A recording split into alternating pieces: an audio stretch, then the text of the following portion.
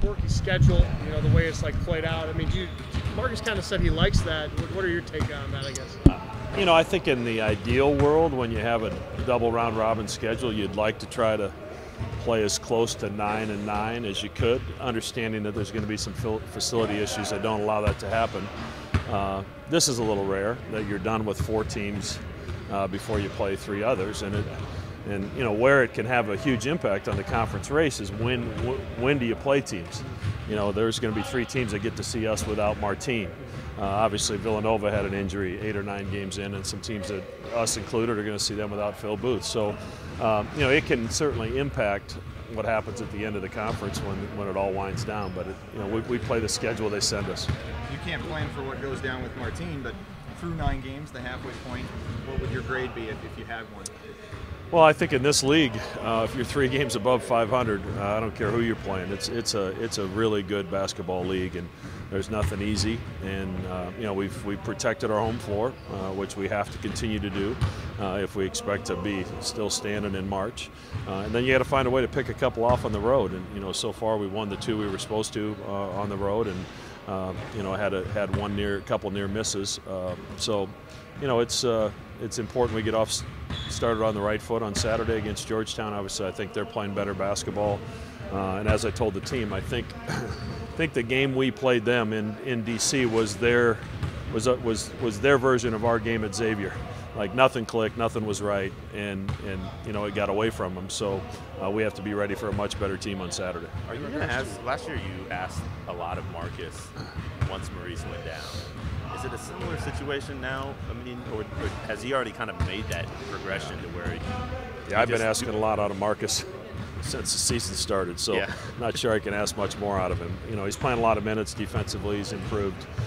His leadership has been really good, and obviously he continues to make pretty good decisions with the basketball, which is, that all shows its head in his shooting percentages and his assist numbers. When you sat down with him in the offseason, you kind of laid it out. We've talked a lot about those conversations, but how did you think he was going to respond? I mean, did you think that he'd buy in the way he has?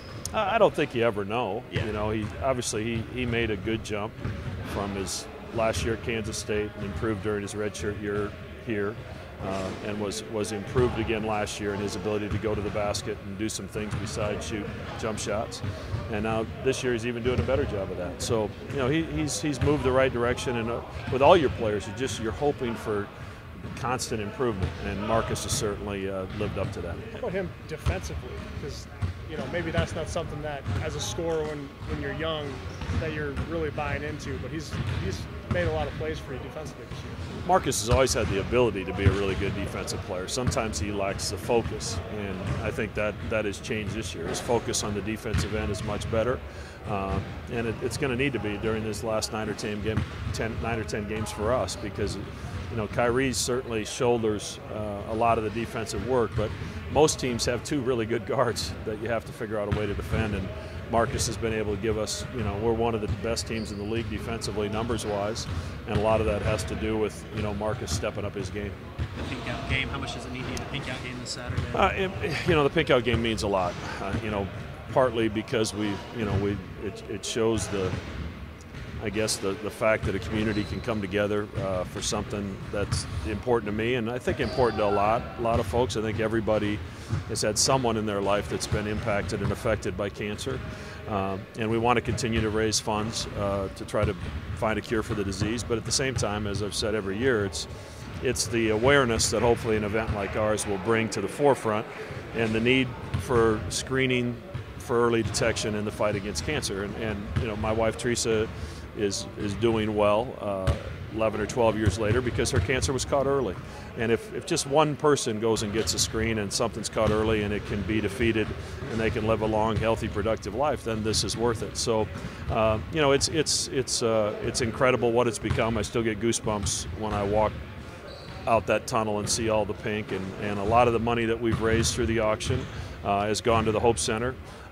They're the Hope Lodge, I'm sorry, the Hope Lodge, the ribbon cutting is actually Tuesday morning, so they'll take their first patients on Monday, where, something Teresa and I have always been passionate about is trying to help families that are going through cancer, And the Hope Lodge does just that. It provides a very comfortable place for people to stay when they're going through treatment, when they're coming from out of town to have their cancer treatment. So, that's just one sign of the progress that's already been made because of this event, and hopefully it can continue to grow and continue to get better. Appreciate it, Coach. Rock and roll. What's the excitement level like for the event, I guess, coming up here soon? I'm very excited, especially for an event that's such a good cause. It kind of means something to me too. My grandfather, he passed away from lung cancer in 2015. So it means something to me and my family, and then, with Coach Mack and his wife and, all the fans we have that's dealt with it means a lot. And then, we get to wear these awesome shoes too, so, that's a plus. How much did you know at all, if anything, at all, when you came to Creighton, kind of what this event had started to turn into, I guess, at that point? Yeah, I remember hearing about it when I was like a sophomore or junior high school, Coach Mack talking about it, but, I didn't know how big it was until I actually got here and, experienced it. And, yeah, it means so much. And, the fact that people bid on our jerseys and all that money gets to go to a good cause, it's a great event to be a part of. You guys get a little rivalry going, hoping that yours raises the most money, or what? Of course you want to win it, but, it's all about the donations and all about supporting the good cause. How about the game? Obviously another big one for you guys at home. Oh, yeah, it's definitely a big one for us because, you can't sleep any night. Every time you get on that court, you're facing a good team. Watching Georgetown last night, they look way better than they did the first time we played them. So, we're going to go out there and give them our best shot. You said the other night that you guys in practice would kind of learn how to play without Martinez. The last few days really helped you kind of learn how to play without him, hopefully? Definitely. We got to practice 2 times at Providence, so that was a good time to get on the court. It's definitely harder for, guys like me, Taz, and Mitch, because, guys, when we come on our ball screen, they're so worried about us throwing lobs to Martin, but now they're pressuring us. So, now we're just going to have to figure out ways to score without him. And, it kind of helped us last game. Toby got going from 3-point line, so it kind of freed me up and Kyrie up a little bit. Is it hard not to look ahead to Nova next week? Not really, just because, every game is so hard, you got to focus on one game at a time, and that's been our motto all season is, take one game at a time. You can't look too far ahead, especially with last year, we got caught, when Maurice went out, we got caught up in looking ahead, and, living in the past, we lost one game, and, we wanted to win the next game and kept piling up rather than just taking it one game at a time. You can't plan on a roadblock like losing Martin, but you guys are halfway through the schedule of Big East play. What grade would you give? What do you think about this team so far? This team is competing at a high level right now. We're doing things that I didn't expect us to do, Like last game against St. John's, you expect our offense to get it done, but it was our defense that got it done. And, we're just doing things that we never thought we could do. And, I'm just like how we're competing and everybody's still trying to learn. And, with Martin going down, people are still trying to figure out their new roles. And, they're doing a good job of doing it. What did Georgetown do against you in particular the first time that maybe gave you some trouble or at least limited your production a bit? They put a longer defender on me. I kind of always struggle when longer guys play on me because they can get a hand quicker to my side, and I like to shoot over people. So, I think when this game, we're going to have to try to establish a little inside game because, I think I'm going to be stronger than my opponent that's going to be guarding me. So, try to get some post-ups and some easy layups.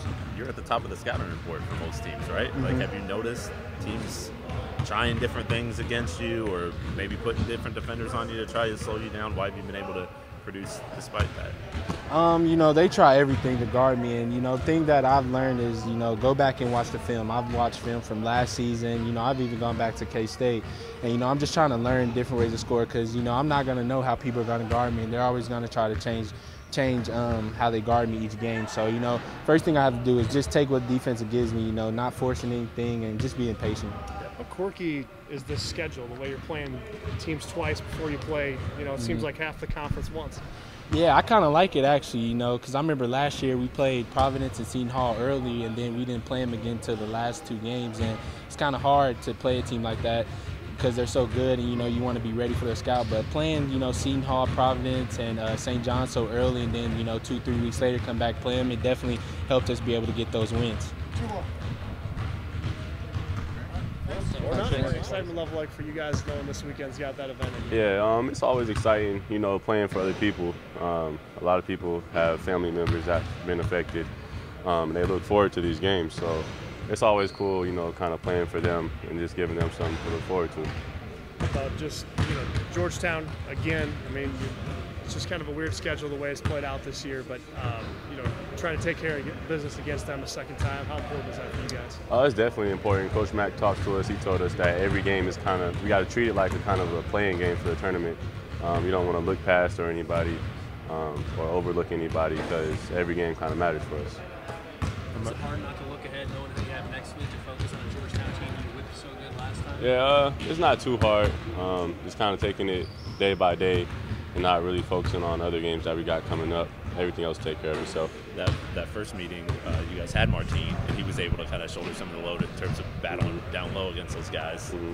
Now, I'm imagining you're going to have to do more of it. What's your approach going to be going against Govan and Derrickson and trying to get the ball in their it's still hands? the same. Just do my part. Use my quickness, get around them.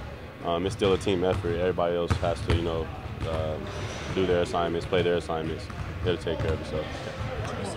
Proud of the way this team has learned to play defense. I guess I don't know if it's a pleasant surprise to you, but how far do you think this team's come in that regard? We've definitely come far, and like Mark said, I'm proud of us as well. But I've kind of always knew that we had that good defensive, tendency. It was just a matter of us kind of bringing it out of ourselves and demanding it every game.